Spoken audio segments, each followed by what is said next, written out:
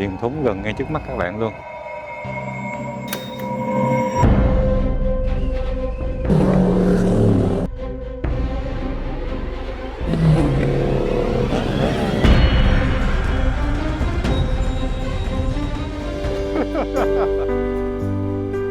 Gió lắm các bạn ơi.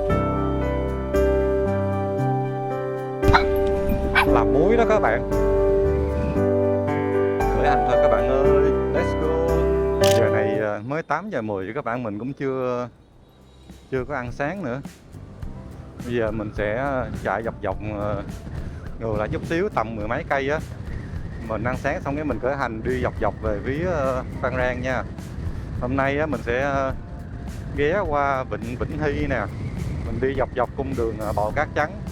Mình hy vọng là cung đường này nó lên hình sẽ rất là đẹp và các bạn sẽ thỏa sức mà chiêm ngưỡng nó nha. Mình đã chuẩn bị sẵn sàng thẻ nhớ mới, pin mới hết rồi các bạn ơi. Let's go. Hôm nay trời nắng trong xanh đẹp lắm các bạn. Đã quá. Sáng thức dậy ở một nơi xa các bạn. Thành phố Cam Ranh nè các bạn ơi. Bây giờ mình sẽ đi dọc dọc theo cái cung đường ven biển từ Cam Ranh mình chạy về tới Vĩnh Hy nè. Cái này người ta gọi là đường Hùng Vương, đại lộ Hùng Vương. Nó vẫn là quốc lộ 1A đó các bạn ơi. Còn ở đây là cầu Trà Long hả? Gió quá. Nó bạc bạc cái nón mình luôn. Cầu Trà Long á. Ngang đây là các bạn thấy đó, đó có biển sông non nước đẹp quá trời luôn. Đây là Trà Long Ba Ngòi các bạn, phường Cam Ranh. Đó, các bạn thấy không, phong cảnh xung quanh đây thì ở Cam Ranh đó, nó có núi non đồi núi mà nó còn có cả luôn sông ngòi biển đó các bạn. Nó khác với Bảo Lộc là Bảo Lộc chỉ có núi non thôi, còn sông ngòi thì không có được như Cam Ranh. Suối nước nóng Cam Ranh, suối khoáng nóng rồi. Nên nếu mà các bạn đi Cam Ranh thì cái cảnh của nó sẽ cào sao ta, kiểu dạng nó wow, nó hùng vĩ hơn nhiều các bạn ơi. Tại vì nó có kết hợp như mình nói hồi nãy đó là nước và núi luôn. NN nó có 2 N. Còn trong khi Bảo Lộc nó chỉ có 1 N thôi. Rồi mình sẽ dọc dọc lại về hướng đi Phan Rang. Thì trước đó mình sẽ ghé qua bên Vĩnh Hy, mình check in tí các bạn. Đẹp quá. Thường đây, ở đây thì các bạn sẽ thấy rõ hơn về núi non. Đây là ngay cầu Bản luôn á. Bên trái thì đó.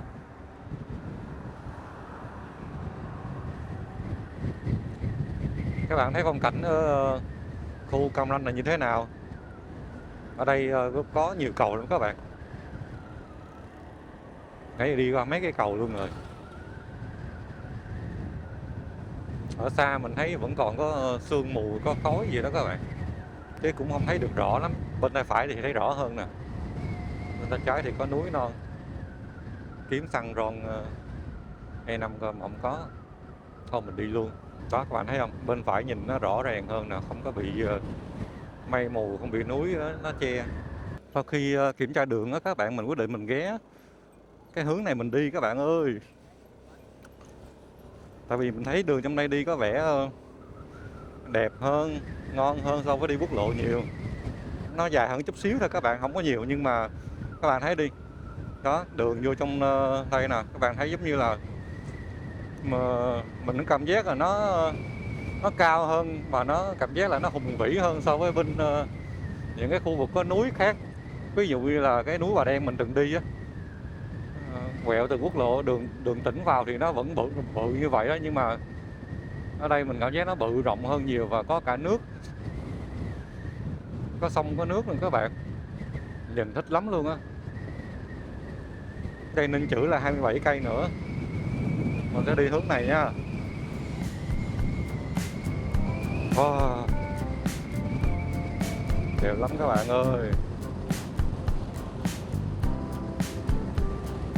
xung quanh là bụi, trước mặt là núi, cánh đồng bát ngát. Việt Nam quê hương ta. Ở đây đi được tới 60 cây rồi các bạn, tha hồ mà chạy luôn.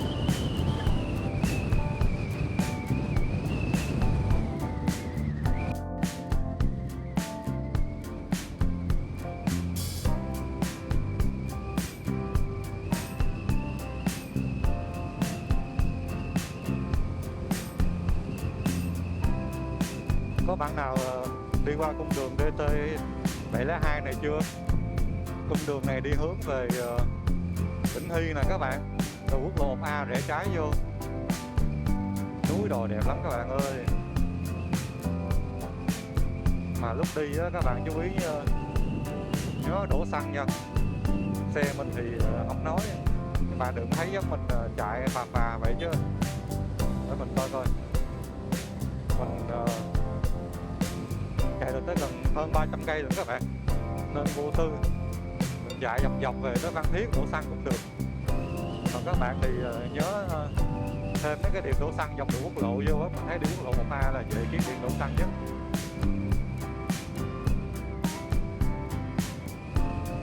Mình thấy là nó chạy đây một hồi ra tới dọc biển rồi nha. Hy vọng các bạn coi đừng có bị ghiền á, thấy không? Để mình xem là tính ra là hôm qua giờ mình đi được 500 thì ở đây là bắt đầu khởi hành từ sáng là lúc mà 500 á, thì bây giờ đi được 35-36 cây rồi. Ôi đẹp lắm các bạn ơi. Tí nó còn đẹp hơn nữa các bạn. Chạy dọc lúc này là mình thấy hướng ra phía dưới biển có cái cua bụi chỏ là nó sảy luôn, con mà vẫy luôn.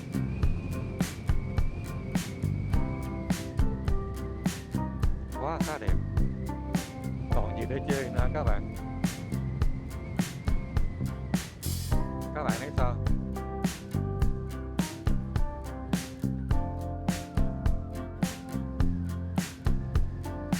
Đó, các bạn thấy chưa? Gần núi sát luôn, hồi nãy ngay chân núi. Ở bên trái là biển nè các bạn, cầu đá lết.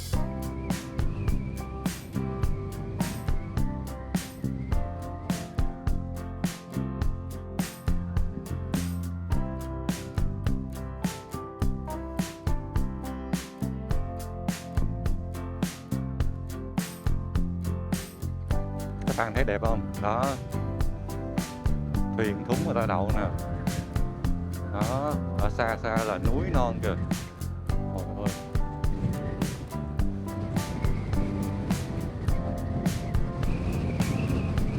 Đây là mũi đá lết.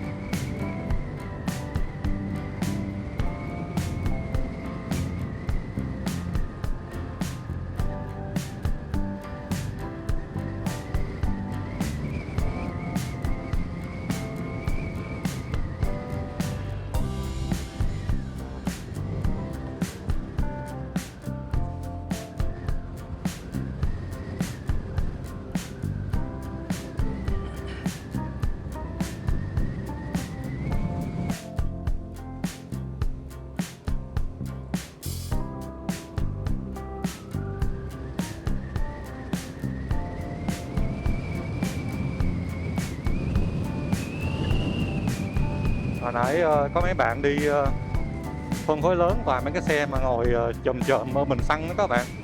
Ôi ôi, bạo lực uốn kinh khủng lắm kìa.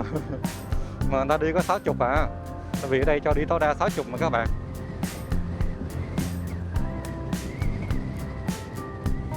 Đẹp quá.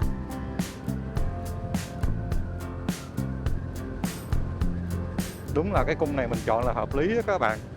Tại vì bạn thấy không, người ta đi phượt người ta đi hướng này là cho nó chiêu chiêu nó sướng, chứ đi quốc lộ đâu có đã bằng. Có khi những cái đường như vậy á, đi nó quanh co khúc khủy một tí thôi, có khi nó dài hơn 5, 10, 20 cây, 30 cây thì mình thấy nó vẫn xứng đáng các bạn ơi. Y chang như là cái đợt mà mình đi DT 725 đó các bạn, nó xa hơn tới 50-60 cây luôn. Thật ra là tới gần 80 cây do mình đi lạc á. Mà về lên video các bạn nào chê nổi đâu, tại vì quá đẹp các bạn. Những con đèo bên đó nó mang hơi hướng cái màu sắc nó khác biệt lắm. Còn đèo bên Đà Lạt nó cũng khác, mà đèo bên Nha Trang, Cam Ranh nó cũng khác các bạn. Đã quá. Cái này thiệt luôn á, đường nó nhỏ mà chạy cảnh chiêu chiêu như vậy nè, về không biết bật nhạc lên cho các bạn nghe nó sướng không. Còn mình thì cũng đang sướng các bạn. Cái phượt trước ôi nó nhúng đã lắm các bạn. Giống như là hôm bữa mình hai xong á, nó lúc mà cái chuyến mình đi Đà Lạt trong ngày nó còn hơi cứng nha. Còn hôm nay mình đi mình cảm giác là nó cũng có cái độ tưng hơn rồi các bạn ơi.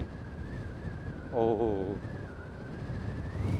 cái độ tưng của nó dễ chịu các bạn. Hôm bữa là tưng hơi cứng, nó đầm cái đầu xe xuống, cho nên là mình đi đèo đi đồi núi này nọ thì đúng là bao phê các bạn, mà không có bị mệt.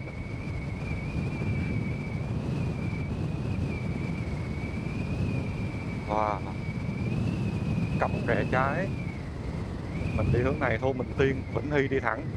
Ở đây có cái thôn tên là thôn Bình Tiên đó các bạn.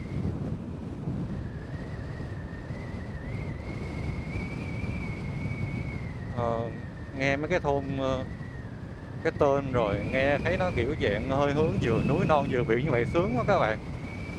Không biết giá ở đây mắc không ta? 19 cây nữa tới Vĩnh Hy. Nếu mà giá không mắc có chắc mốt mình mua mảnh đất ở đây các bạn. Lâu lâu cái này không biết gọi là lên núi hay là xuống biển tu hành. Lâu lâu mình ra đây mình tu hành, mình sống chữa lành, mình chữa luôn cái nết của mình lại các bạn. Dạo này nóng tính quá, đẹp quá các bạn ơi. Sống ở đây không chữa lành chứ giờ chữa gì giờ các bạn, hôm nay chữa rách hả? Ở đây có mấy anh bộ đội tuần tra nè. Nhiều khi đi phượt hay đi tuần tra ta chắc tuần tra đó chứ ai đi phượt mặc áo đó các bạn. Mặc gì cho mấy anh cảnh sát giao thông không có thổi hả? Cũng hợp lý chứ. Nhưng mà việc công việc tư nó phải rõ ràng đúng không các bạn? Quay lại cái chuyện cái phượt đó các bạn. Đó mình cảm thấy là làm gì làm các bạn cũng là sao cho xe mình á, cái hệ thống treo phượt trước phượt sau của mình á, nó nhịp nhàng, nó êm ả là các bạn thật sự chạy không có cái gì gọi là cảm giác mệt luôn á. Tại vì các bạn ngồi mà nó cứ dằn sóc giống vậy nè, các bạn mệt không? Hoặc là nó dằn sóc, nó cứ tác động vô cột sống, vô lưng, vô cổ, vô vai, vô tay của mình các bạn, mệt chứ. Thì hệ thống treo của mình nó tốt xong á, thì các bạn làm tới một cái nữa cũng quan trọng mà thực sự luôn á, mình nói thiệt luôn là để coi ta 100 người giờ độ xe các bạn, hầu như có 5-7 người là nghĩ tới cái yên xe các bạn. Cái yên xe cực kỳ quan trọng các bạn ơi. Tại vì mình nói ví dụ ha, từ dưới lên trên đi, cái lớp xe á là cái nơi giảm tải giảm chấn đầu tiên. Khi mà nguyên cả chiếc xe và cả con người mình á nó va chạm với là ổ gà mặt đường xấu thì cái lớp xe là cái đầu tiên. Dò đã quá các bạn ơi, nổi da gà luôn. Sướng quá, không uống cà phê sáng giờ mà vẫn phê các bạn. Bạn thấy phê không? Cái biển màu xanh này, xanh thẳm nó lạ lắm. Mình không biết nha, nó lên hình về nó sao, những cái màu xanh nó gọi là sao ta, xanh blue đúng nghĩa nha các bạn, giống như mấy cục lơ vậy đó. Đó đúng rồi đó, giống cục lơ mà nó sẫm màu hơn một tí các bạn, sướng lắm luôn á. Thích gì đâu vậy đó các bạn ơi. Bây giờ video này lên làm 2 tiếng 3 tiếng rồi sao. Trời ơi đi phượt trời ơi đi phượt Vĩnh Hy một ngày của mình đó, các bạn thấy xứng đáng không? Rồi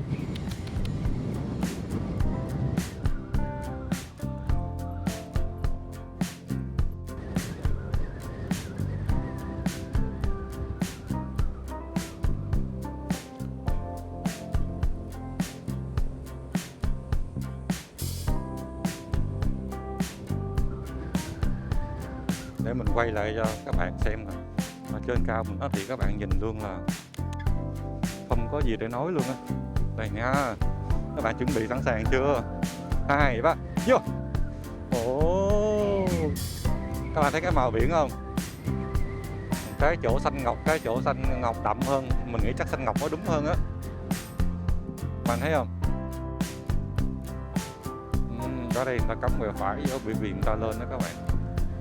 Ở đây là núi rừng nè các bạn.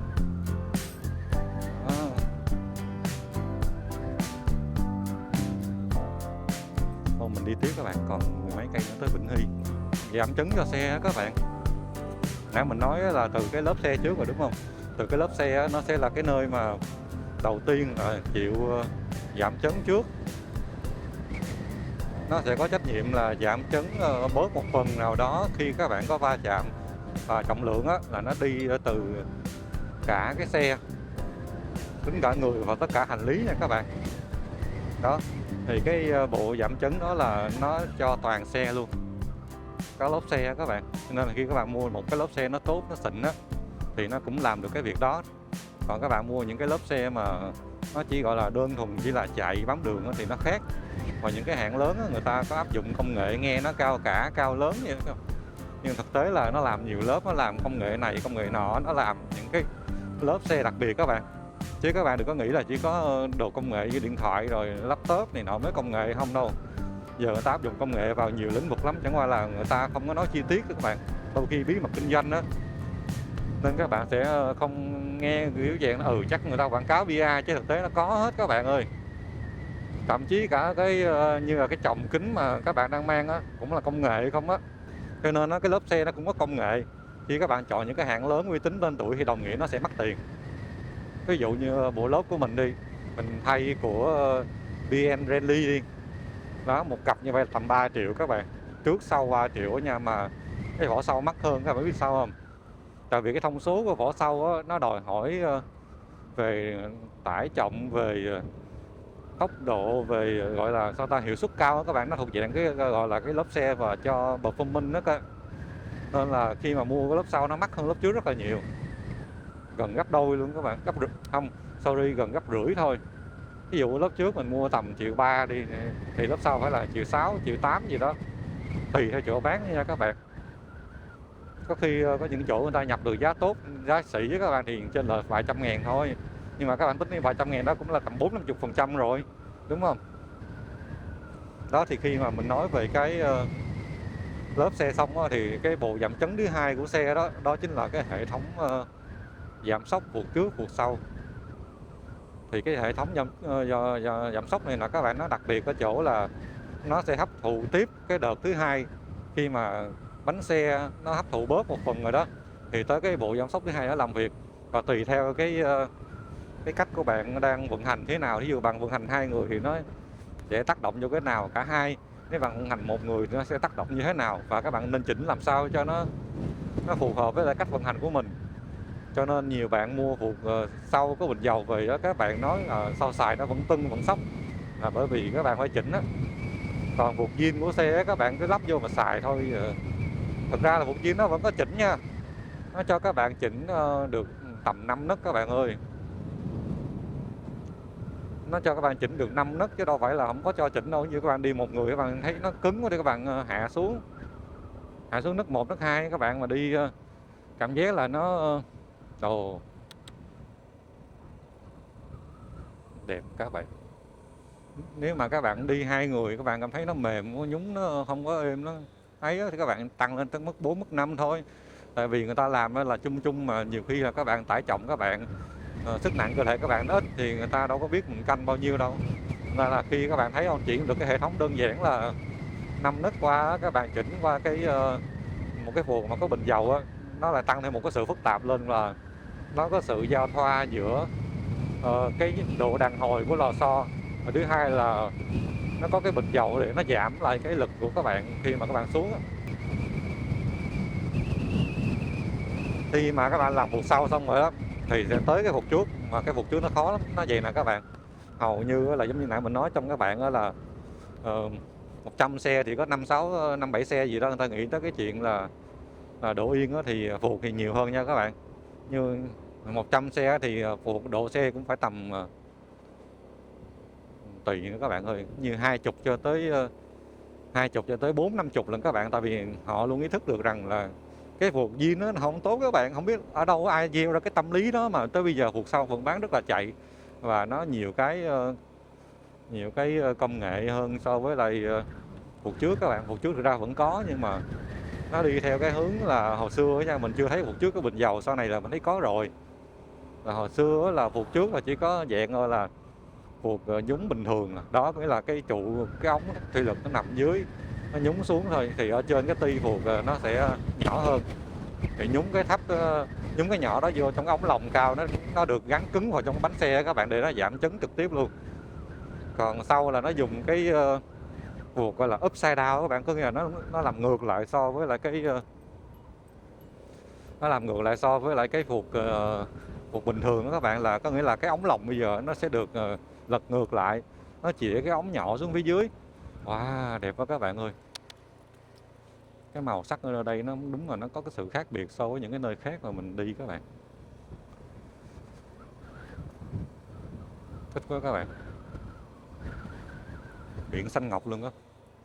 Đây mình có thể thấy được cái đèo bên kia luôn nè. Giờ có ai quay cho mình cái từ bên đèo này quay đèo bên kia không? Thả camera đây, mình chạy qua kia xong chạy về. Có ai đua cái camera này luôn các bạn ơi. Không còn là gì luôn á. Không phải mình nghĩ xấu người ta, nhưng mà người ta nghĩ chắc ai để quên, người ta lấy giùm các bạn. Người ta cất giùm, người ta xài giùm. Người ta sợ nó ngã xuống đá nó phí, người ta lấy giùm á. Sướng quá các bạn. Việt Nam mình nó bao la đất trời, cảnh đẹp muôn nơi. Chỉ là các bạn có thời gian, các bạn có sức khỏe, các bạn có tiền bạc chi phí để các bạn đi hay không thôi. Mà ba cái thứ đó mình nói thật với các bạn là thời gian, tiền bạc, sức khỏe đó, các bạn xài xong rồi nó hao mòn dần các bạn, khó lấy lại lắm. Vậy thì chúng ta đi phượt, chúng ta đi du lịch, chúng ta đi đây đi đó để chúng ta được cái gì các bạn? Đó là rất nhiều câu hỏi đặt ra.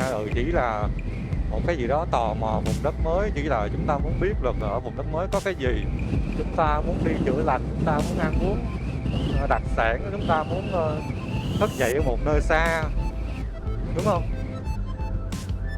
Vậy thì các bạn đánh đổi thời gian, sức khỏe và tiền bạc để các bạn đi tới như vậy để được cái gì đâu.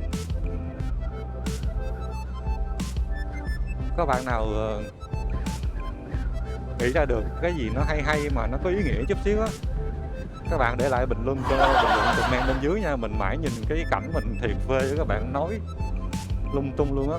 Thật ra là sáng giờ mình có ghé mua cà phê với các bạn, mình mua đại bên Highland đó, mua một phần Sailor để mình nào buồn ngủ mình uống các bạn, mà sáng giờ vẫn còn tỉnh, có nghĩa là tối qua mình đã nghỉ ngơi đủ rồi các bạn.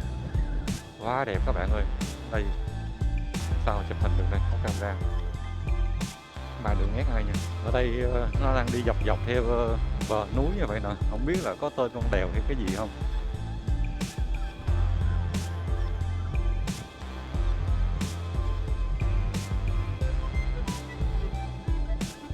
Đó thì các bạn nhớ để lại bình luận comment bên dưới giúp mình nha, là chúng ta đi du lịch, chúng ta đi đây đi đó thì đánh đổi lại những cái gì mà chúng ta đã bỏ ra như vậy thì được cái gì.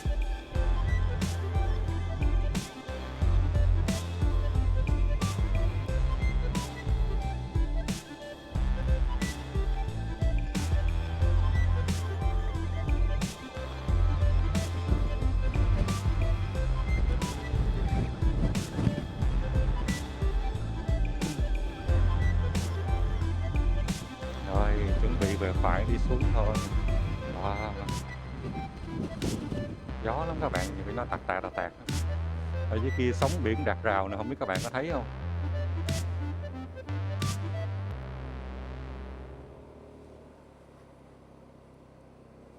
Đó, mình nói tiếp cái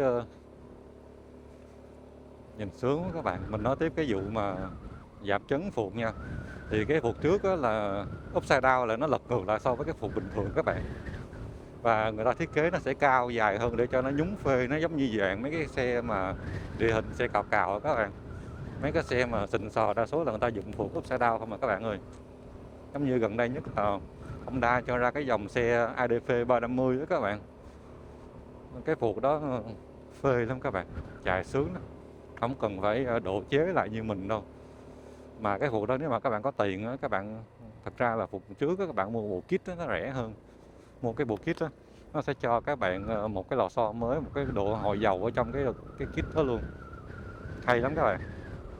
Đó cũng là công nghệ á, nó mô phỏng một phần nào đó của cái phuộc sau hơn các bạn. Thì lúc đó các bạn sẽ có cái sự nhún êm sướng hơn và cảm giác nó sướng hơn nhiều.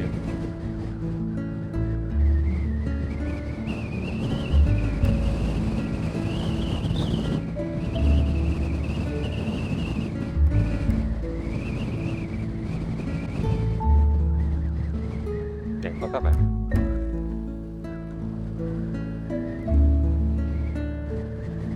Các bạn thấy đẹp không? Mình mới phát hiện ra cái camera của mình nó bị dơ các bạn, chùi thường xuyên rồi đó mà nó vẫn dơ các bạn ơi.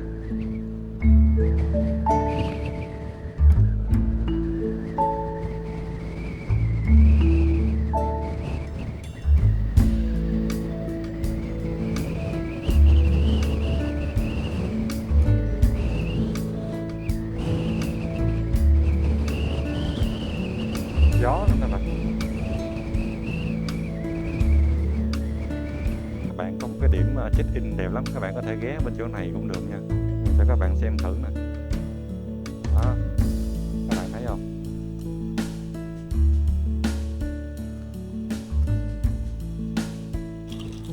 Gió lắm các bạn ơi. Hồi nãy mình còn đứng ngay đó, gió thổi mình chụp được camera chứ không nó ngã là nó bể luôn các bạn. Uống cà phê đây quá tuyệt vời. Cà phê xong mà đi tiếp thôi các bạn ơi. Mình có hỏi cô chú đây thì đây là đèo Vĩnh Hy nè. Ủa mấy bạn đi vượt trong ngày rồi về hay là đi tour hả? Dạ đi giờ lại cái này. Có 300 hả? Không, trời X-Max sao bự lắm, con này Vosa 300. Máy nó em ru à. Honda. Trời ơi, nhìn trang bị giáp viết thì quá dữ luôn. Bự, cốp ok lắm. Con này là để đồ quay vlog này nó quá thoải mái. Anh Nhét đầy luôn. Rồi chào anh em. Rồi, đây là đèo Vĩnh Hy các bạn ơi, đẹp quá. Bởi vì hồi nãy mình từ bỏ cái con đường đi vô quốc lộ như vậy là quá hợp lý các bạn. Giờ từ đây mình rong ruổi về xuống với lại Vĩnh Hy. Mình sẽ ghé cái vịnh Vĩnh Hy nơi mà cái thuyền thúng đậu nhiều đó các bạn. Mà nhìn mấy bạn trẻ đi phượt thích ghê luôn các bạn. Giờ còn có sức khỏe, có thời gian các bạn chạy từ đây các bạn đi về nãy nói là Phan Rang. Mình sẽ đi qua luôn chứ mình không có ở lại Phan Rang. Mình đi trong ngày mà. Đó các bạn thấy không? Như vậy mới là tuổi trẻ đó. Giống như cái bài hát kia mình không dám nói sợ dính ra bản quyền chứ, nhưng mà thấy cũng hay mà. Tuổi trẻ này mình cùng nhau vác vai nhau từ sáng tới đêm. Đúng rồi các bạn. Các bạn nói chạy nhanh lắm, mình chạy không có lại đâu cho nên là mình cũng đi mình không à. Công nhận trong cái giới xe các bạn mô tô nhiều lắm. Nhưng mà những con tay ga nào mà nó ra rồi đó các bạn hầu như là hiếm người chạy, không có được đại trà như mấy con kia cho nên là cũng lạ lắm. Mấy anh em vô hỏi xe hãng gì lạ lắm bởi vì người ta rành tay côn mà. Mình cũng có biết tay côn là cái gì đâu. Nhìn con nào như con nào các bạn, con nào cũng đẹp cũng chất hết trơn, nhất là mấy con mình xăng như vậy á. Chạy thích lắm. Nãy quên giới thiệu cho các bạn cái kính chắn gió chính điện lên xuống chắc các bạn còn mê hơn nữa. Tại vì đi mình xăng như vậy các bạn ôm xuống các bạn sẽ né được cái sức cản của gió các bạn, mà mình không thích vậy.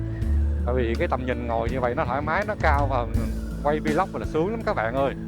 Thử đi các bạn, giờ em như đang vậy nè, cái mình ngồi nhổm lên xong cái mặt mình vậy nè, muốn quay cho các bạn là mình phải ngửa cái mặt cao lên như vậy, các bạn thấy nó thấp hơn không? Còn nghĩ ngồi đây sướng hơn không? Đó các bạn thấy không? Nên quay vlog đi tay ga rồi mình chạy một tay vẫn được, tay còn lại có cái gì đó thao tác hay là cởi áo này nọ, bấm nút áo gài kia nó thoải mái lắm các bạn. Nên mình thấy tay ga cũng là chân ái các bạn. Ở đây thì mình thấy nó cũng không có gì hết, đây qua Ninh Chữ 33 cây nữa. Không biết có nên quay tiếp không, sợ quay nhiều các bạn coi nó ngán á các bạn. Tại vì tính ra thì núi non này nọ thì nó cũng có thể nó khác nhau chút xíu, nhưng mà nó cứ lặp đi lặp lại hoài, video nó dài, mình nói cũng nhiều, các bạn nghe nhức đầu. Thôi chút nữa mình bật lên thêm nha. Đây là đèo Vĩnh Hy á các bạn, đang đi xuống á. Các bạn nhìn thấy nó đồi núi cao chập trùng vậy đúng không? Thực ra là khoảng cách so với mực nước biển á các bạn, tầm 100 hay là 200 300 mà không có nhiều nha, không biết nãy khúc kia nhiêu. Mình nghĩ là cao lắm, ghê kìa. Cao lắm thì mình nghĩ cũng tầm 400-500 gì đó thôi à. Tại vì ở đây đang ở nước biển mà các bạn. Đây, chút nữa mình sẽ ghé xuống cái khu vực này nè. Này thì nó yên bình, đẹp lắm. Hồi xưa thì mình có đi dưới rồi nhưng mà mình chưa có lên khúc này. Lúc đó thì mình yếu hơn các bạn, không có được đi nhiều như bây giờ. Nên đi tới đó là cũng đuối rồi các bạn, phải đi tới 2 ngày. Thật ra đi 1 ngày rồi nhưng mà mình nghỉ ngơi để cho sáng mai mình đi ra đây tiếp. Lúc đó mình cảm giác đi nó cũng xa, cũng mệt lắm các bạn. Chứ không như bây giờ mình chắc trâu bò. Trâu bò thì các bạn, không phải tự chửi mình nhưng mà thực tế là vậy. Tại vì mình đã trải qua một thời gian dài tập luyện rồi các bạn. Cầu suối Lộ Ồ này giống như cái chút nữa có cái cầu Vĩnh Hy nữa, cũng nhỏ xíu à. Đây Vĩnh Hy 1 cây nữa. Báo là đi vịnh Vĩnh Hy và Ninh Chữ. Mình sẽ quẹo qua vịnh Vĩnh Hy nha. Đây mình sẽ đi vô trong đây, mình về tới Trường Sa rồi kìa các bạn. Mình sẽ đi vô vịnh Vĩnh Hy một tí. Sau khi vào vịnh Vĩnh Hy check in xong rồi cái mình sẽ đi tiếp hành trình của mình thôi.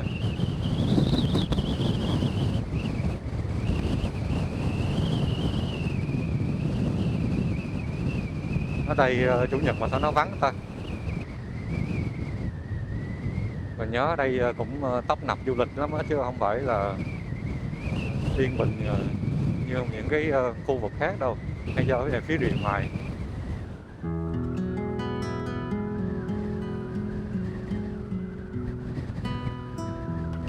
Đây qua vịnh Vĩnh Hy thì sẽ đi qua cái cầu Vĩnh Hy cái các bạn. Đó các bạn thấy không, cầu Vĩnh Hy. Qua cầu Vĩnh Hy xong các bạn sẽ chạy vòng vòng phía bên mé bên phải này nè. Còn bên trái này giống như là nó làm một cái chỗ ngăn nước, cái đập rồi. Thì các bạn đi ngang qua đây thì các bạn ghé vô chơi chút xíu thôi. Tại vì nó không có gián đoạn bao nhiêu thời gian hết á, mà các bạn vẫn có thể ngắm cảnh chơi này nọ nhiều thứ được nha. Đây thì mình thấy thích nhất là chụp hình với thuyền thúng này nọ thôi. Đó, thì các bạn chạy lại vô đây nè. Thì thường là người ta vô đây người ta check in, người ta ăn uống nè. Mà mới có 10 giờ 20 à, mình vẫn còn no lắm. Sáng ăn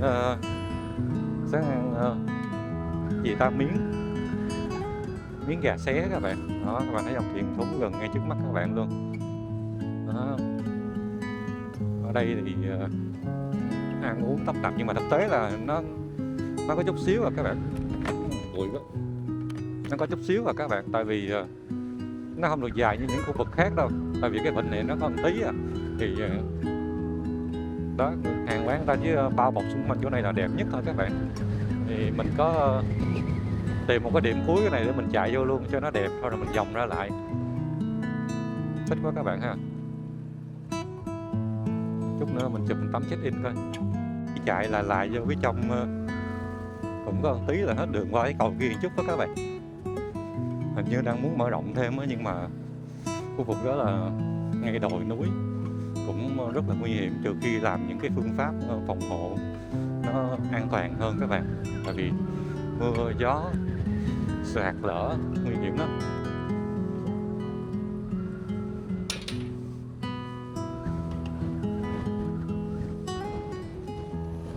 Ở đây thì các bạn có thể check in, các bạn có thể chụp hình và đó, lấy ôm trọn luôn cả cái vịnh luôn các bạn, đẹp lắm. Rồi mình sẽ đi tiếp hành trình nha các bạn ơi, chứ không lại trễ KPI như hôm qua chạy cũng xối xả. Núi non. Đây có bạn đi phượt nè, đẹp quá. Do bạn ấy đi quay chơi thôi, hồi nãy đổ cái đèo mà các bạn, mà bạn ấy không quen thao tác nhiều các bạn, quên bấm quay nên xuống đây cũng hơi tiếc. Mình thì thường á là cái con Mix 3 này của mình nè các bạn, nó hay ở chỗ là ý là mình là xài qua cổng Bluetooth đó nha, chứ xài qua cái receiver giống mình như vậy nè, nó không có thao tác rung khi mà bấm quay các bạn. Còn khi mà kết nối qua cổng Bluetooth á, bấm quay một cái là nó sẽ rung, nó rung thì mình sẽ biết được nó có quay hay không quay các bạn, nên ít khi nào mình bấm hụt lắm.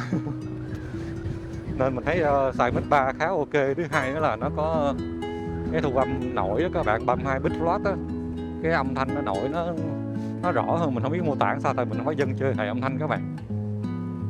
Trời ơi, thích quá trời luôn. Cho nên là mình thấy cái con Mix 3 này nó đáng tiền, và đúng là mua nó thì nó bằng với lại đẹp quá à. Có bến tàu mua vé nè, và đúng là mua con Mix 3 nó bằng nguyên một bộ Mix Mini đầy đủ hết tất cả luôn á các bạn. Nhưng mình nói là mà tiền nào của đó thôi, chứ các bạn đầu tư kỹ vào hệ thống âm thanh này nọ thì mình thấy nó sẽ ok hơn. Giống như các bạn thấy mình thu âm cái con Action 6, từ khi mà Action 6 đến giờ mình xài Mix 3 đó các bạn. Các bạn thấy âm thanh mình nó rõ, nó ok hơn so với lại những cái bản cũ như hồi xưa mình đi không? Đó là cái công dụng của nó, mình thấy nó cực kỳ quan trọng, là cho mình cái chất lượng âm thanh, cái độ chống gió, thậm chí là khi các bạn nghe tiếng gió thổi vù vù như vậy đó, mình nói chuyện nó vẫn rõ nha. Nó sướng cái chỗ đó đó các bạn. Ý là mình không có bật chống ồn lại cao lên á, mình bật chống ồn lại thấp thôi, cái bật lô thôi. Thích quá. Bây giờ mình sẽ đi qua cái con đường này, thì mình nhớ là nó có cái đèo mà mình không nhớ đèo gì luôn á. Nó có mấy cái bãi đá rồi cũng đẹp lắm các bạn. Đó thì mình sẽ đi ra khỏi khu Vĩnh Hy, đi về Ninh Chữ. Chút nữa mình sẽ ghé qua cầu Ninh Chữ nha. Đây là khu vực vườn quốc gia núi Chúa nha. Các bạn thấy không, đó cảnh đẹp nó cũng khác so với lại cái mấy khu mà mình đi qua nè. Các bạn thấy không, đồi núi nó chỉ gọi là nó hơi nhấp nhô cao thôi, nó không có được cao nhiều. Từ xa là thấy được cái con đường phía trước ở bên kia rồi. Chút nữa mình sẽ uốn lượn qua đó, là vòng qua bên này. Đẹp lắm các bạn. Ở đây cái màu sắc nó hơi khác chút xíu, nó có pha với lại cái màu hơi sao ta, nó không phải là đất đỏ như là cái kia. Ồ,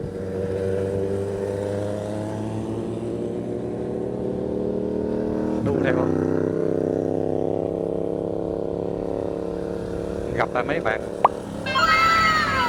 nãy nè, giờ có đu theo không ta? Vẫn chạy được đó. Rồi vô tư mà hơi ồn các bạn. Quay phim như vậy là không ổn, mà cứ tịch.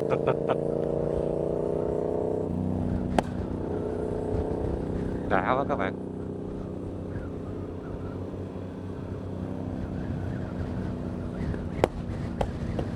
Đây là có 75 mét so với mực nước biển đó, các bạn thấy cao không? Đó, do đi sâu đến khu dưới biển chắc nó thấp hơn á.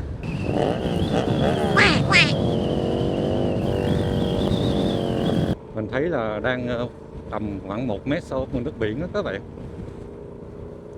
Đang xuống phía dưới rồi các bạn ơi.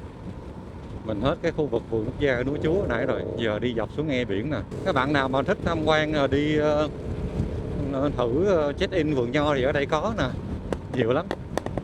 Và đặc biệt là nãy có một cái con đường phía dưới đó, các bạn có thể lòn nó đi, nó có hai hướng các bạn. Hướng đó mình cũng có đi rồi, thấy ok lắm các bạn. Chậm lại các bạn thì ra có cảnh sát giao thông ở phía trước. Hèn chi tự nhiên cái ngoan hiền hẳn ra luôn các bạn. Khu vực này đang bắt đầu đi dần lên trên núi lại nè các bạn.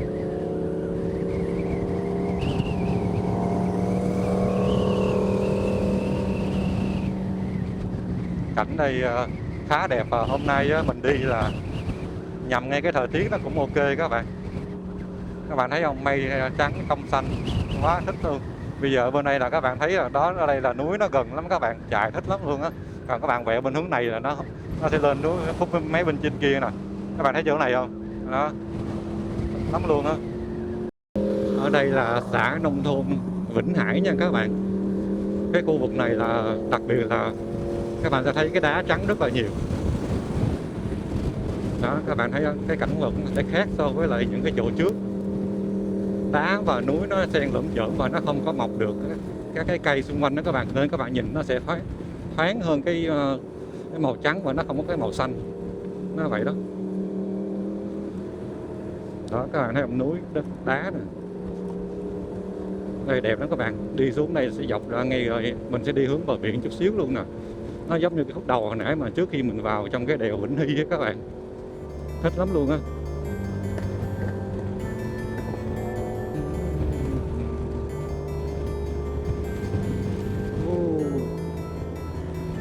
Ở đây có cái cục đá chồng, các bạn thấy có 3 cục không, 2 cục không, nó chồng cao cao vậy á, không biết gió mạnh cỡ nào nó thổi rớt xuống không đây, nó lăn xuống đây chắc cũng mệt đó.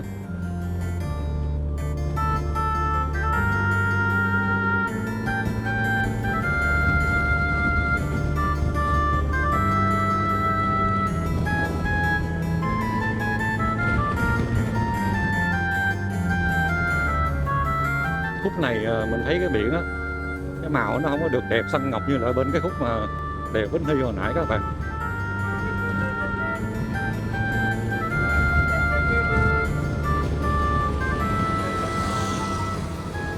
Chết in ở đây các bạn ơi.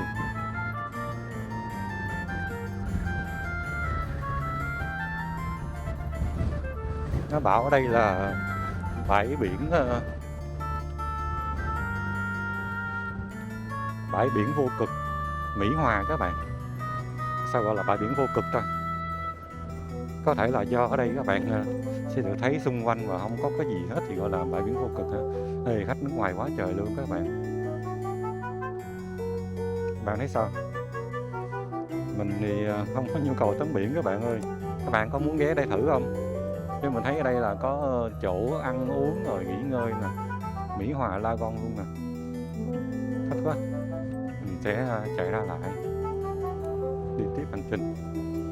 Tiếc quá mình không có được đi tiếp chung với đây mấy cái bạn tu hồi nãy. Tại vì các bạn chạy cũng nhanh, thứ hai nữa là mình cũng phải có những cái điểm đến riêng, nên mình lại tà vào solo tiếp thôi các bạn. Trong những cung đường chúng ta đi gặp rất nhiều anh em đồng nghiệp biker, có người đi phượt, có người đi quay vlog, có người đi quay cá nhân, nhiều lắm. Nãy các bạn ở bên Vĩnh Hy hồi nãy là đi quay cá nhân đó các bạn. Các bạn cũng không có đăng lên gì hết, mình có ghé qua hỏi thăm thì thấy bạn đang xài con Action Cam 4. Mình nhớ ở đây là có cái bờ kè để mình chạy vô mình quay cho các bạn nha. Trên hành trình mình thì không có ép cái tuyến này, nhưng mà nó cũng sẵn tiện đường các bạn ơi. Nói chung cũng đẹp các bạn. Đó, các bạn có thể chạy dọc dọc ở đây, các bạn chạy theo bờ kè, các bạn chụp hình đó. Đó là cái đá mà làm nên cái bãi đá ông địa mà các bạn ra chụp hình đó. Những hòn đá như vậy các bạn cái biển ở đây đẹp không? Cái màu xanh nó này nó không còn cái màu xanh nó không còn màu xanh ngọc nữa các bạn.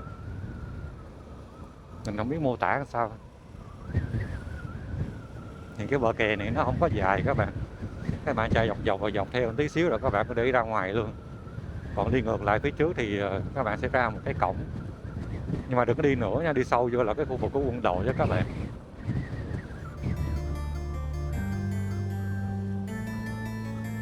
Đẹp các bạn.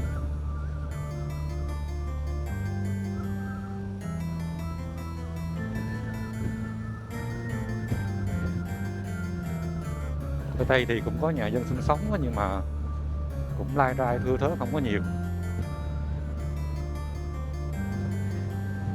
Các bạn nào ghé qua bờ kè này chưa? Các bạn để lại bình luận bên dưới xem.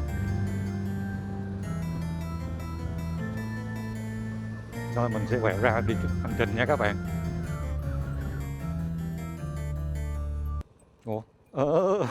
Lên trên nó quẹo lên đấy. Sorry các bạn, để mình đi tiếp rồi mình quẹo ra sau. Lo ngắm bờ kè cái thấy nó khi quẹo quẹo của mình quên ngó luôn quẹo khúc nào. Đó. Tới đây là hết cái bãi đá rồi mình cũng quẹo ra thôi. Đây là đường lên mà khi các bạn đi từ dưới Phan Rang lên đó các bạn. Đấy là đường cục các bạn ơi. Rồi làm sao đây? Nãy mình biết vậy mình quẹo sớm, quay đầu sớm rồi. Ủa chứ mà ra được không? Đây được nè.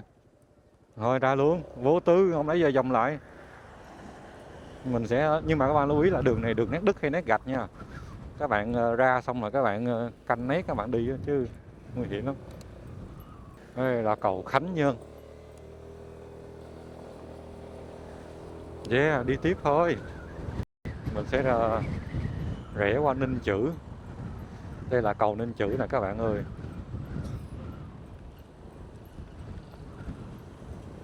Thì xe nó che rồi. Cầu này cũng đẹp lắm đó nha các bạn. Ở đây là xe hai bánh chạy được làn ngoài luôn, cho nên là chạy quay thoải mái các bạn ơi. Đó, ở xa xa thấy trên cái núi kia kìa, có người ta sinh sống luôn các bạn. Nó giống như là ở Vũng Tàu vậy đó. Tàu thuyền neo đậu đẹp lắm các bạn. Không biết lên hình sao. Sao cái màu bên đây nó màu xanh lạ lạ, màu bên đây thì màu xanh nó thẫm hơn chút xíu. Nhiều khi do nước nó không sâu sao đó các bạn. Nhìn đẹp lắm, lấp lánh luôn các bạn ơi.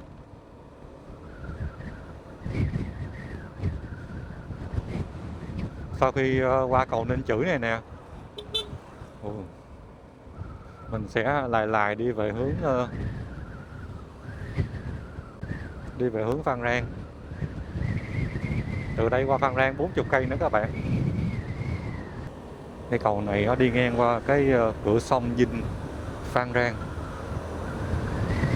Đó, các bạn thấy mây núi này nọ biển luôn đó. Này mấy cầu tên Cấm Đổ nha. Đây cầu ăn đông đó các bạn. Thấy chữ Cấm Đổ. Con này nó cũng dài các bạn, tại vì nó bắt qua nguyên một cái con sông lớn mà. Nó bự hơn cái cầu Ninh Chữ hồi nãy nhiều. Ngoài ra thiết kế cầu này là có mấy cái trụ văn đi văn để giữ cái cầu lại đó các bạn. Từ thiện xã Phước Vinh, thôn văn hóa từ thiện. Đây nó có cái con đường vô nè các bạn. Bây giờ đúng không nha? Mà mình nghĩ nó đúng đó, tại vì làm gì làm các bạn cũng phải chừa đường vô để người ta bảo hành bảo dưỡng thay thế rồi này nọ các bạn. Cho nên là vào đây xong check in là bình thường. Các bạn cũng có thể vào đây check in xong rồi các bạn chụp hình to lắm các bạn, vật vã luôn.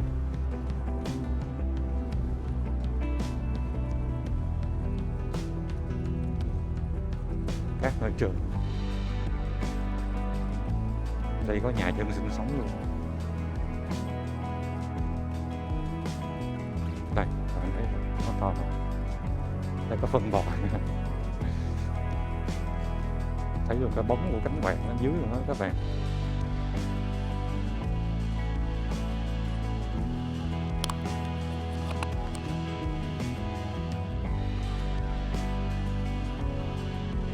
Cao ơi là cao luôn các bạn ơi. Đứng đây nó quay mà nó rớt xuống chắc nó giống như là nó xé nát mình luôn á. Đâu có bự hơn cả cái cánh quạt của máy bay phản lực luôn các bạn. Ở gần nó to lắm.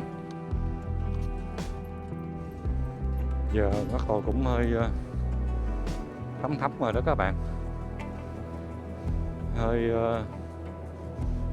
11:30 rồi, nắng nè. Mà cũng hơi đói nữa các bạn. Giờ chắc xuất phát về luôn. Nhưng mà phải công nhận là khúc này đẹp lắm các bạn.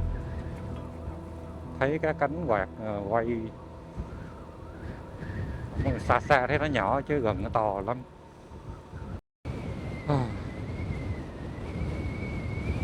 Ở đây có tua biệt gió. Ở đây có núi. Ở đây có biển bên trái luôn các bạn. Các bạn thấy sao?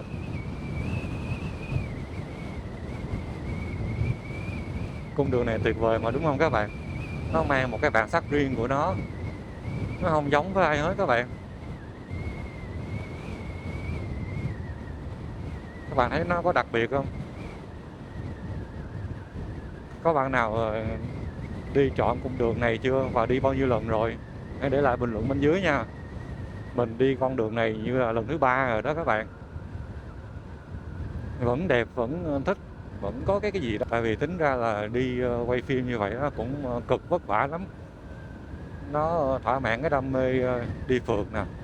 Và nó thỏa mãn cả cái đam mê là ghi lại những hành trình, những cái cung đường, những cái cảnh đẹp mình đã đi qua các bạn. Và nó thỏa mãn cả cái đam mê là mình chia sẻ được nó đến với tất cả các bạn đang ngồi trước màn hình để xem. Dù là bạn đang xem TV bạn đang xem điện thoại, bạn đang xem laptop hay tablet gì cũng vậy hết á. Nhưng mà mình đảm bảo với các bạn rằng các bạn càng xem màn hình to các bạn càng thấy thích, tại vì mình quay chất lượng 4K mà các bạn. Thiết bị cũng đời mới nữa, nhìn tuyệt vời lắm các bạn. Các bạn hãy bật tivi lên coi đi, thích lắm luôn á. Tại vì màn hình nhỏ này nó thể hiện không có hết được cái chi tiết nào mà nó bị thu nhỏ lại rồi. Đó, các bạn thấy hay, các bạn thấy đẹp, các bạn hãy nhớ để lại cho mình một like hoặc là subscribe kênh của mình để xem những nội dung tiếp theo nha. Mình không hứa là sẽ đi quay hết Việt Nam được, mình biết khả năng của mình có hạn, nhưng mình hứa là chỗ nào mình đi rồi mình sẽ quay đẹp hết mức có thể và theo cách của mình thôi, theo cách của em amateur các bạn. Rất vui và hạnh phúc vì mình được chia sẻ cái đam mê, chia sẻ cái niềm vui, chia sẻ những cái cảnh đẹp này tới các bạn đang ngồi trước màn hình tivi. Và chúc các bạn có những cái giờ xem, những cái thời gian xem video của mình đó thật sự cảm thấy vui vẻ, hạnh phúc và khám phá ra rằng Việt Nam mình có rất nhiều nơi đẹp lắm các bạn ơi. Đôi khi các bạn không cần phải xách xe lên đi giống như mình vậy đâu, nó cực lắm. Nếu các bạn có điều kiện, có sức khỏe thì cứ đi, còn nếu không thì các bạn hãy ủng hộ coi của mình. Mình quay dài là không phải mình lười edit đâu các bạn, nó đẹp quá mình không có nỡ bỏ. Giống như khúc này nè, mình tích tắc để mình chạy tập trung để mình đi ăn cho nó qua buổi trưa nắng gắt đó các bạn. Giờ này 30 độ, 11 giờ rưỡi rồi. Sáng giờ đi cũng hết cái tô miếng ở trong người, đói đó các bạn. Nhưng mà đẹp quá mà các bạn kêu mình bỏ đi rồi mình để tiếc lắm các bạn.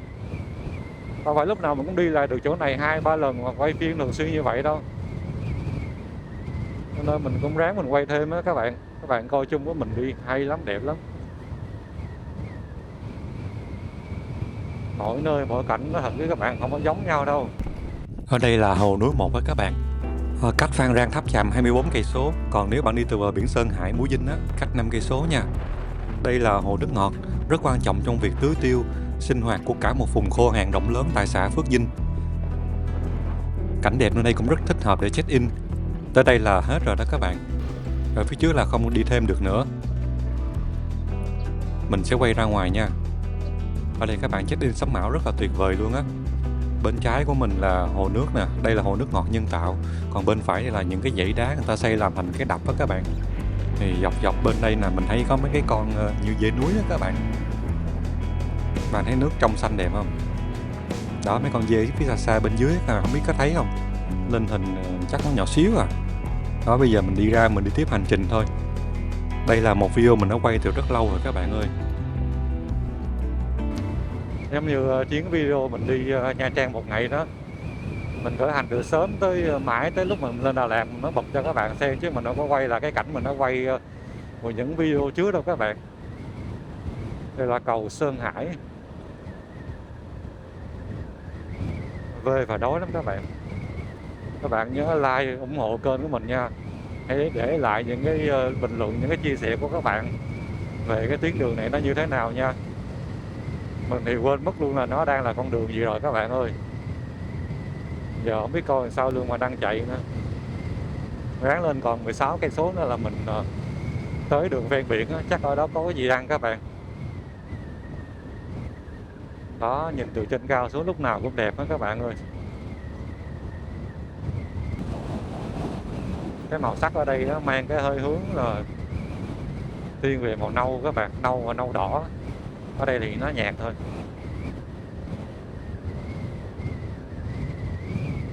Ở đây thì cát rất là nhiều, các bạn chạy cẩn thận, đôi khi nó tràn ra phía ngoài do gió thổi tạt á.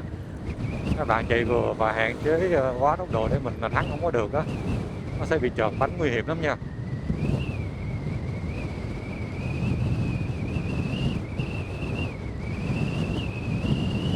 Ở đây người ta xây hai cái bờ này lên cao đó, các bạn biết làm gì không? Xây vậy để chặn gió biển thổi cát ra vô đó các bạn, nó sẽ ảnh hưởng tới đường xá và thậm chí là cả phía dưới nữa các bạn. Nên bắt buộc phải xây cao lên như vậy á. Những cái tường đá này nó góp phần chặn cát và bảo vệ an toàn, đôi khi là cát bay trợt vô mắt các bạn nữa, rất là nguy hiểm. Và qua đây các bạn cũng nhớ là dùng kính chắn gió hay kính mát hay kính gì to á các bạn, chứ các bạn mà đi không có kính đó, chui vô mắt là sót lắm. Đây có đá lởm chởm luôn nè. Nếu mà tính ra thì ở Định Quán nhầm nhội thì so với chỗ này, đúng không các bạn? Định Quán có vài ba cục, ở đây nhóc luôn, nhìn qua nhìn lại chỗ nào cũng có. Ở đây là hay sạt lở đất đá nè. Nếu mà khu vực như vậy các bạn chịu khó chạy ra phía mép cán ngoài một tí, nhớ quan sát xe, tránh xe đi ngược chiều á. Với lại lỡ đá có này nọ thì mình xử lý còn kịp. Nhiều quá, nhiều đá quá. Đây con đường này nó không lượng lượng đi đâu bên nữa ta. Đây đường ven biển rồi các bạn. Khúc này cũng đẹp lắm nha. Đó. Nhưng mà mình cảm giác là cái chỗ mà Vịnh Hy hồi nãy, cái đèo Vĩnh Hy hồi nãy các bạn đẹp quá. Nhưng mà so ra thì mình cũng thấy cái Vịnh Hy, cái đèo này đẹp hơn. Đây, để coi. Ở đây là 73 m sâu với nước biển. Chỉ cao hơn mực nước biển có 73 m thôi đó các bạn, mà các bạn nhìn thấy nó sâu thăm thẳm không? Đang đi lên nữa, chắc cũng tầm trăm hơn gì đó, chưa tới 200 mình nghĩ vậy. Đó, biển bạc, sóng gợn gặp nhiều. Nhưng mà xong con đường này là mình sẽ xuống những cái Phan Rang nữa các bạn. Đây buổi trưa đường vắng thì chỗ này giờ biển màu xanh đẹp, nó xanh hơn cái biển bên Vĩnh Hy tí xíu. Đây là do mình đeo kính đen lắm, không nó xanh các bạn, nhưng màu xanh nó lạ hơn cái so với kia.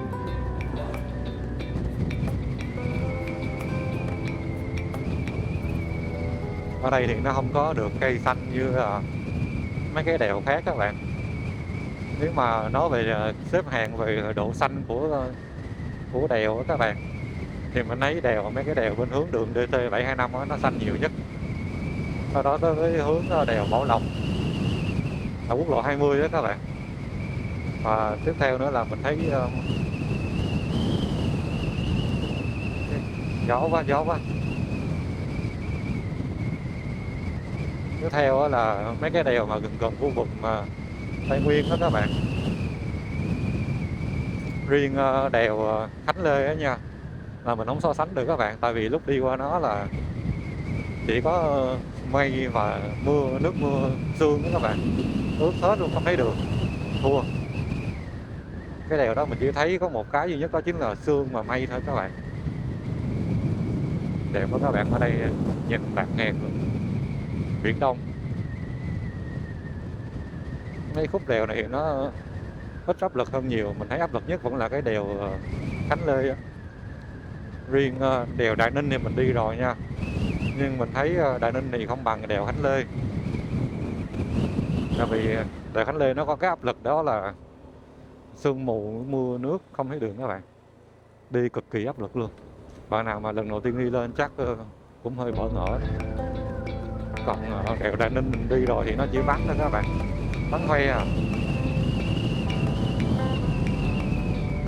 Mình không biết là bây giờ đèo Đại Ninh nó có đỡ hơn hồi xưa chưa. Xưa mình đi thấy nó cũng xấu lắm các bạn, đường cũng xấu lắm.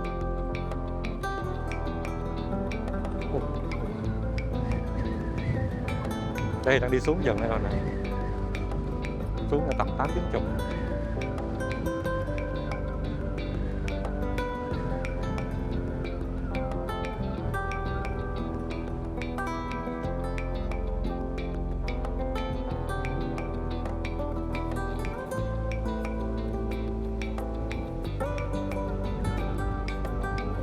Đây đó các bạn có thể check in như là hai bạn hồi nãy check in bên chỗ mà cái cối xe gió này, các bạn tấp qua đây đi nè. Các bạn đi du lịch bằng 4 bánh cũng được mà, có sức khỏe thì đi 2 bánh, còn ngồi lâu mà thoải mái mà không lo này nọ mà được bao bọc thì cứ xe 4 bánh mà đi các bạn. Mình thì không thích xe 4 bánh, tại vì mình dễ bị nôn các bạn.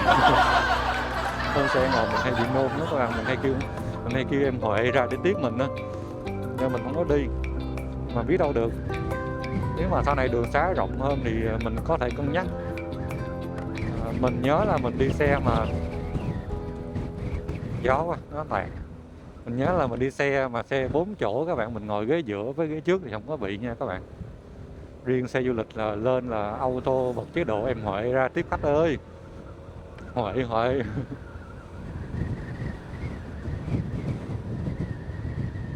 Có xe ai nằm đó chắc dẻo vui rồi. Ra đó ngủ nghỉ chụp hình hả? Có ai nào giống với xe đang đi và cái vụ đó bắt rồi các bạn. Cái vụ mà hai bạn một tỷ mấy á, bắt rồi xe giấu kỹ quá. Đi không có chiếc xe nữa nè. Đi xuống câu hay làm gì hả? Hay đi hái cái gì?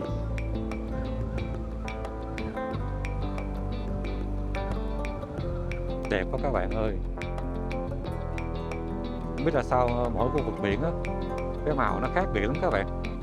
Cái màu này nó chuyển qua cái màu xanh blue xanh lơ rồi. Cái màu sáng là màu xanh bích đậm các bạn. Các bạn nào biết không? Các bạn để lại bình luận bên dưới giúp mình với. Chứ mình thì chưa nghĩ ra, có thể về mình sẽ tìm hiểu thêm.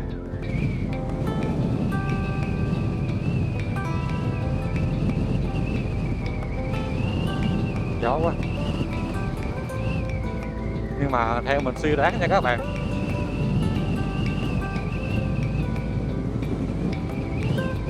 gió quá, từ từ các bạn.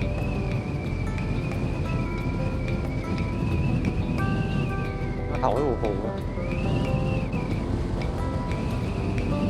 Theo mình suy đoán đó các bạn, cái màu sắc của nước á nó còn tùy thuộc vào cái sao ta, cái khoáng chất. Giống như là mình đi Tây Ninh á, thì có một cái hồ ngay gần cái hồ gì quên ta, tự nhiên nó nhắc ra đột ngột mình quên đó các bạn. Có cái hồ gì đó nó xanh, hồ đó là hồ nhân tạo nha, hồ tự nhiên. Còn nhân tạo á, là người ta làm cái này là do người ta làm cái mỏ đá đó các bạn.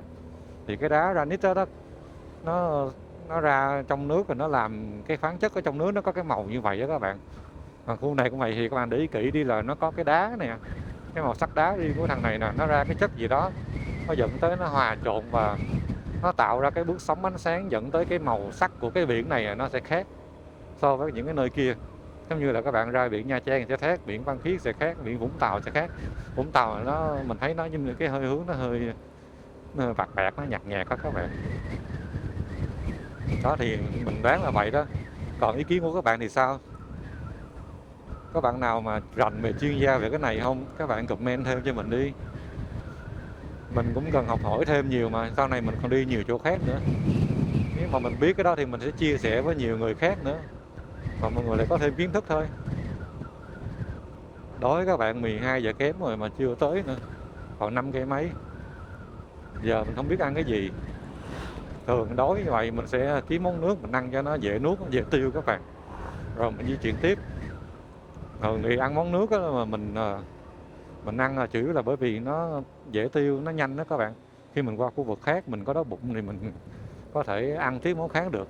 Còn nếu mà ăn chắc bụng quá thì các bạn cảm giác no khi mà các bạn đi ngang qua thành thị á, thì khi các bạn đi vô cái vùng vắng các bạn đói bụng thì lại không có gì để ăn, thì bắt buộc là phải mang lương khô. Này gió quá, 30 độ mà không nắng. Nắng chứ, nhưng mà ý mình là không mát đó các bạn. Giờ đói bụng là ngôn từ nó lạng xạ rồi các bạn ơi. Mà phê nữa chứ, mình cảm giác cũng hơi buồn ngủ là do thiếu năng lượng á. Thì mình cũng có chia sẻ các bạn trong video trước đó. Buồn ngủ nó thường có 3 cái trạng thái. Nếu mà các bạn chưa xem video kia thì mình nói sơ qua thôi nha. Còn chi tiết thì các bạn có thể xem video mà phượt Nha Trang trong ngày của mình đó. Khúc đầu mình có nói. Trạng thái đầu tiên là các bạn thiếu năng lượng á. Trạng thái thứ hai là các bạn thiếu về thể chất, và trạng thái thứ ba là cả hai cái luôn. Thì mình hiểu cơ thể của mình cho nên mình đánh giá là mình đang thiếu năng lượng các bạn, đói bụng. cái ngoài trời nắng quá cái mắt mình nó cũng bị khó, nó nheo lại đó các bạn, dẫn tới là nó tạo ra cảm giác buồn ngủ luôn á. Đó, bạn thấy biển không? Đó, nhưng mà khu này chạy cũng khá nguy hiểm nha, nó hơi cong lượn và nó sát biển lắm luôn đó các bạn. Đó, chỗ này các bạn sẽ thấy biển này, do mình cũng ngồi hơi thấp các bạn ơi, đâu có ngồi cao như mấy xe, những con xe mà đi đường trường GS gì đó đứng lên được đâu. Đây là lại đi xuống rồi nè. Đó các bạn ơi, gần biển rồi đó, chắc còn cách 40-50 gì đó.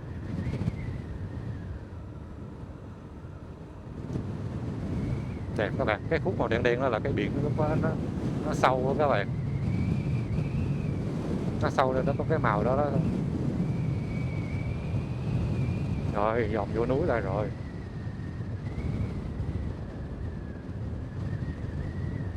Đó, bên này là mé bên đây nè các bạn, hồi nãy mình đang đi góc kia thì nó lại lượn qua đây lại. Thì cái chỗ này có một cái điểm check in cung đường ven biển đó, các bạn có thể check in nha, đẹp.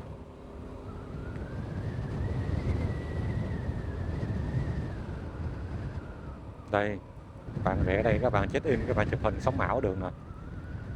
Mình thì đi tiếp thôi các bạn. Giờ mình chỉ mong ăn uống gì đó để có sức chút nữa là đi tiếp. Gần hơn nữa nè các bạn, thấy được cái màu của biển rồi đó, và thấy được cả những cái cảng này nọ. Ở kia có một cái bến, các bạn có thể đi bộ ra chụp hình ở đó. Mình không nhớ cái bến gì nha, mặc dù là bây giờ mình vẫn còn cảm giác chưa có tiêu xong cái đồ ăn sáng các bạn, nhưng mà đói bụng.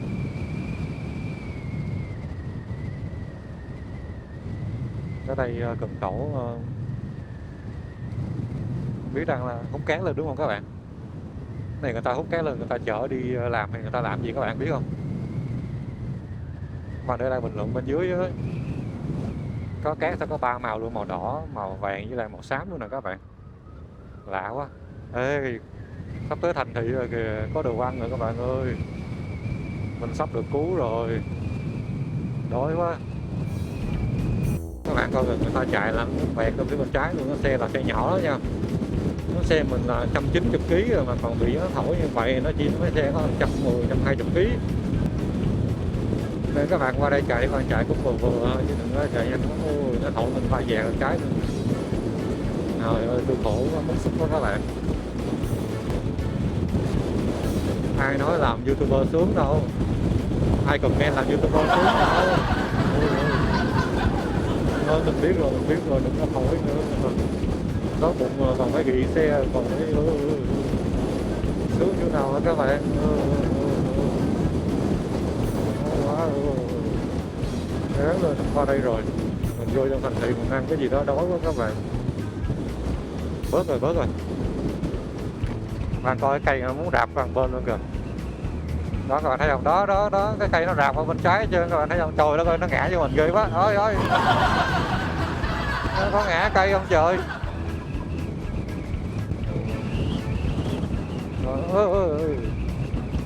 Ớn quá các bạn. Nó một xi nhan qua trái nè, sợ cây nó ngã đè vô mình cái là tới công chuyện luôn. Ui, này chỉ ở đây mấy cây có những cây nó bị méo các bạn. Bớt rồi các bạn, nhưng mà bây giờ đó ai mà bật cái bài nhạc rap lên, hít hớp lên đi, cái thiệt các bạn luôn, không cần phải làm gì hết, cái đầu mình nó gật sẵn luôn. Các bạn, cái đầu mình nó bực kỳ rồi các bạn, khác gì đang chơi nhạc hip hop đâu. Ôi bớt rồi các bạn, đỡ ghẻ quá mệt mỏi, gồng xe còn phải gồng cả cái đầu nữa. Ra tới quốc lộ rồi chưa? Kiếm có gì ăn các bạn ơi. Đây là tàu Cà Ná nè.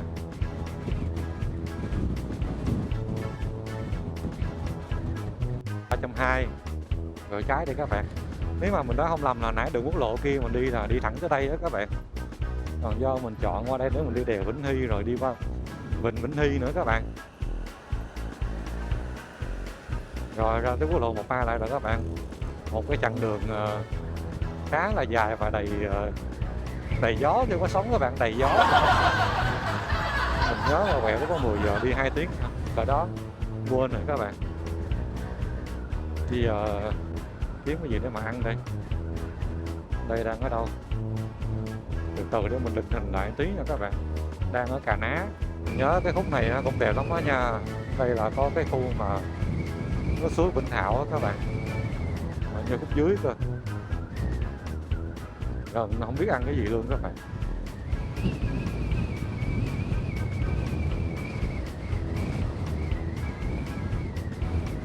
Mình thì không dám ăn mấy quán cơm dọc đường này luôn á, sợ xấu bụng. Thôi ráng quay thêm tí rồi kiếm chỗ ăn các bạn ơi.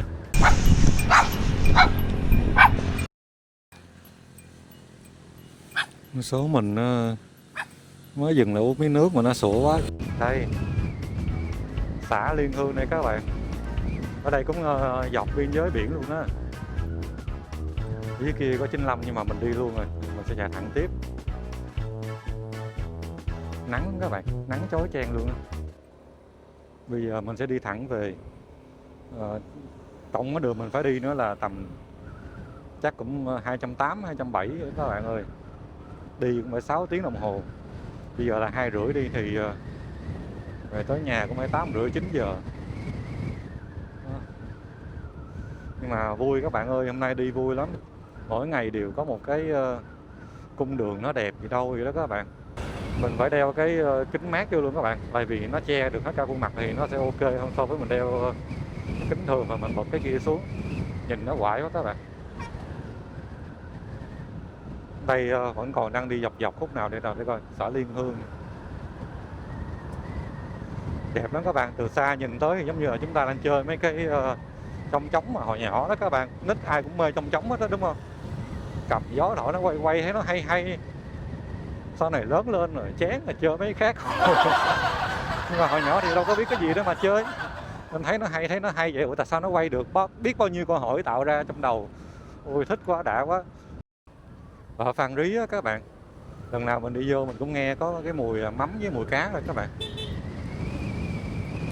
Ở đây đặc biệt vào một số mùa trong năm đó các bạn có ruồi, nên là bạn nào mà ăn uống kỵ tính này nọ đó thì chịu khó đi ăn chỗ nào mà người ta có ấy đó các bạn, có bảo vệ, có che chắn này nọ để tránh ruồi bu đó các bạn, chứ không là đau bụng nha. Nếu gặp người xấu bụng như mình là chắc chắn là đau bụng luôn nè. Cái này nó nhỏ, nó không có được gọi là sao ta, rộng rãi mà bát ngát như là bên Vĩnh Hy hay là Phan Thiết các bạn.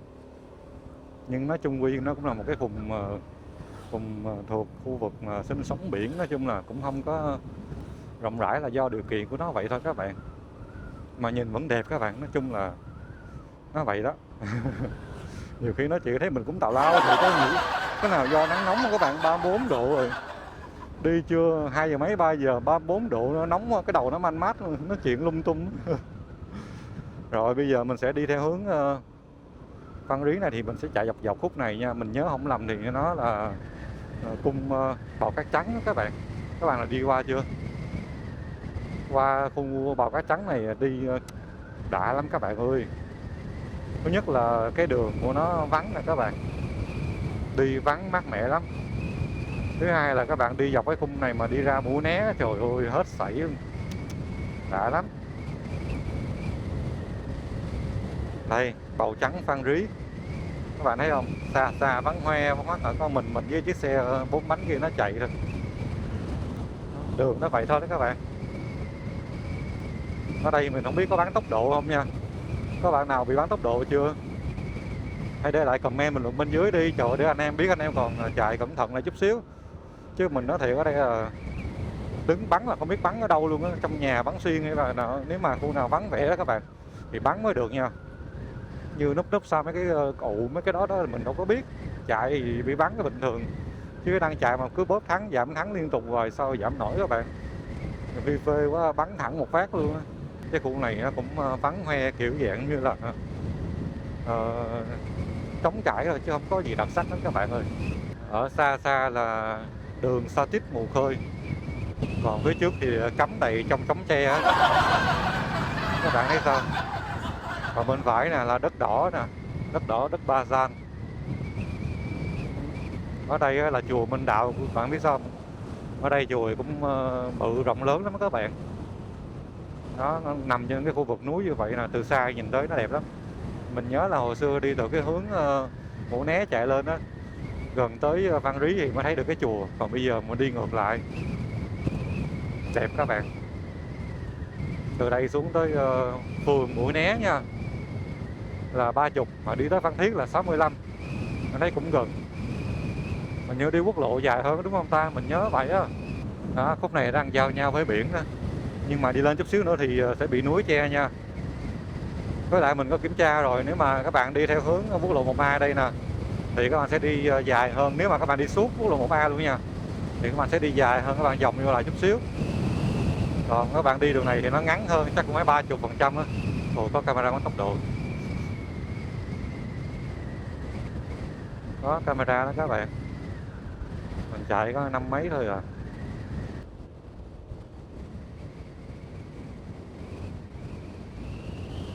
Thật sự luôn là chưa biết tại sao người ta đặt cái khu này, cái tên nó là Bầu Trắng các bạn. Tại vì cái cát nó màu trắng thì mình biết có chữ trắng rồi. Nhưng mà tại sao đặt là bầu? Mình không biết cái nghĩa của, có thể là vùng miền hay là cái gì đó đặc biệt đó các bạn, hoặc là có cái gì đó. Tại vì thường người ta hay đặt tên nó chính liền với một cái gì đó đặc sắc mà chỉ có địa danh đó nó có thôi. Các bạn nào biết thì để lại comment bên dưới nha. Bên trái là biển nè. Biển này biển gì ta? Biển Đông á, nhưng mà ý là không biết khu vực nào á. Có đi xuống đó được không hay là chắc phải đi đường riêng đó các bạn. Mình đang đi cung này, nếu mà đi cung kia chắc nó khác nữa. Nhưng mà mình thấy đa số người ta đi cái cung màu trắng không mà. Tới khu Bầu Trắng nha. Thiên đường ăn chơi ở bên Mũi Né nè các bạn ơi. Khách sạn này 500-600 ngàn các bạn, không có rẻ đâu. Đó, khu Bầu Trắng nè. Đó, các bạn vô đây chơi rồi trượt tuyết, xe địa hình này nọ. Quá trời quá đất luôn các bạn. Mình không quảng cáo cho cái nào hết trơn nha. Các bạn thích thì các bạn cứ chơi thôi à. Nhưng mà mình lớn rồi không có mê chơi xe nữa. Hồi nhỏ chơi xe điều khiển chán rồi. Chứ là vô đi cũng chạy vậy thôi. Có gì đâu, mình thích đi xe này hơn. Xe này chạy sướng hơn, muốn chạy gì chạy. Vui chơi, các bạn có thể vào đây chơi. Nắng lắm. Có đây có nước nữa nè, các bạn thấy không? Mình không biết cái hồ này hồ nước gì nha. Đây là trái đi Mũi Né các bạn. Nếu mà các bạn rẽ phải đây thì sẽ đi ra quốc lộ 1, quốc lộ 1A lại nha. Mình sẽ rẽ trái tiếp. Ôm cái cua.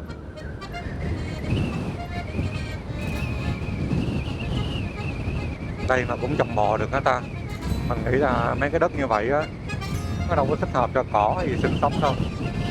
Đó, các bạn thấy không? Ở đây cái màu sắc nó đặc biệt lắm các bạn. Đặc trưng của nó luôn. Đó, những chiếc xe này là các bạn tới đây các bạn thuê.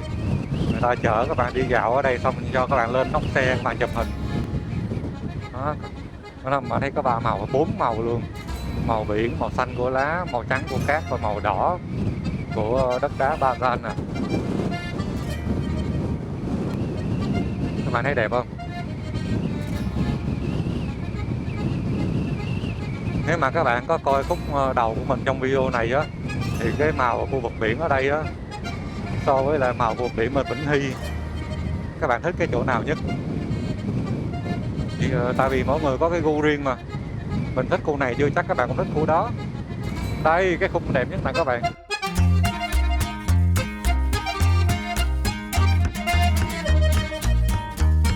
Đó, các bạn thấy view biển không? Đó, đó, người ta đứng lên ta chụp hình đó, đó, trời ơi, váy bay kìa, ôi ôi. Quá đẹp luôn, Viver biết với các bạn ơi. Đây là vô địa phận vô thành phố Phan Thiết rồi nè. Tổng kết chi phí sơ sơ sáng giờ mình đi tầm 800 ngàn đi, tính luôn cả tiền ở rồi nha các bạn. Nãy mới đổ xăng 50 nữa là 850 á. Giờ mình về tới chắc Phan Thiết hay là mình về tới Đồng Nai, Hố Nai gì đó là cũng tối, là ăn thêm bữa tối cũng 50 ngàn. 2 ngày đi chơi rồi 900 ngàn các bạn. Ngày đi có 450 rồi, các bạn thấy chữa lành ok không ơi? Quên tiền xăng khúc đầu đi nữa. Để cho như tiền xăng khúc đầu của mình đi là 100.000 nữa đi, 200.000 đi. Đó, 200.000 tiền xăng nữa là 850 với 200, coi như 1 triệu đó các bạn. Cầm 1 triệu mà mình đi Đà Lạt, Nha Trang, rồi Cam Ranh, Vĩnh Hy, rồi bây giờ mình vòng về Mũi Né, Phan Thiết này các bạn. 1 triệu các bạn, 1 triệu đi 2 ngày, ngày có 500.000 luôn đó. Ăn uống ngủ nghỉ đổ xăng hết luôn các cái rồi đó các bạn. Các bạn thử đi, mình thấy đi phượt đâu có tốn nhiều tiền đâu các bạn. Chứ điều kiện là các bạn ăn ở tiết kiệm tí nha, chứ không phải là các bạn đi nghỉ dưỡng vô khách sạn 500-700. Giống như nếu tối qua mình ở Cam Ranh á thì nó rẻ, chứ mình mà ở Nha Trang mình nghĩ chắc cũng mới 500-700 ngàn đêm đó các bạn. Ngày thứ bảy chủ nhật nữa, cái ngày cuối tuần giá người ta thu cao lắm. Thành ra video này giống như là tới đây là chắc cũng gần kết thúc rồi đó. Chắc mình gửi lời cảm ơn trước. Cảm ơn các bạn đã theo dõi video của mình cho tới giờ phút này nha. Mình hy vọng là video của mình nó mang đến những phút giây thư giãn, các cảnh đẹp, các nội dung kiến thức hữu ích mà giúp đỡ cho các bạn nhiều trong cái việc chữa lành, trong cái việc vận hành xe, bảo dưỡng xe, trong cái việc kiến thức kinh nghiệm đi chơi á các bạn. Mình cũng mới amateur gà mờ các bạn ơi, nên là nếu mà trong quá trình làm mình có cái gì mà các bạn thấy nó chưa có phù hợp, nó chưa có được tốt, được hay á, các bạn cứ mạnh dạn để lại comment ý kiến bên dưới đi, mình tiếp thu tiếp nhận hết các bạn. Không có vấn đề cho cái nào đúng cái nào sai, mình từ từ mình tìm hiểu, mình phân tích thêm rồi càng ngày càng tốt hơn các bạn. Chứ mình sợ nhất là không ai nói cho mình biết mình sai cái gì á, cứ thế mà làm ngoài nó chán lắm các bạn. Ngồi xe nó vượt rồi, đẹp quá các bạn. Ở đây vừa lo chạy ngắm cảnh mà vừa ấy vậy nè, nói chuyện nữa là dễ bị lo ra lắm. Ở đây người ta đó, người ta chơi trò thả diều, lướt sóng sướng các bạn. Mà nói thiệt chứ có tiền là đi chơi, đi nghỉ dưỡng ở đâu cũng được hết đó. Hello các bạn ơi, vậy là mình đã hoàn thành xong chuyến đi không biết nói làm sao luôn đó các bạn. Bây giờ cái giọng mình nó hơi rát rát khan khan tiếng rồi các bạn ơi, phê lắm luôn rồi. Vì tính ra là 2 ngày mình đã đi được bây giờ là 950 mấy cây á, còn 20 mấy cây nữa mình về tới nhà, coi như là 970, 980 rồi đó các bạn. 2 ngày đi 980. Hy vọng video của mình cung cấp cho các bạn những thông tin hữu ích khi các bạn cần lên kế hoạch đi chuyến đi, hoặc là những thông tin này nọ cần thiết về bảo dưỡng xe. Cảm ơn các bạn đã theo dõi video đến tận lúc này nha. Chào tạm biệt các bạn, hẹn gặp lại. Nhớ đăng ký và subscribe ủng hộ kênh của mình nha các bạn ơi. Tạm biệt các bạn.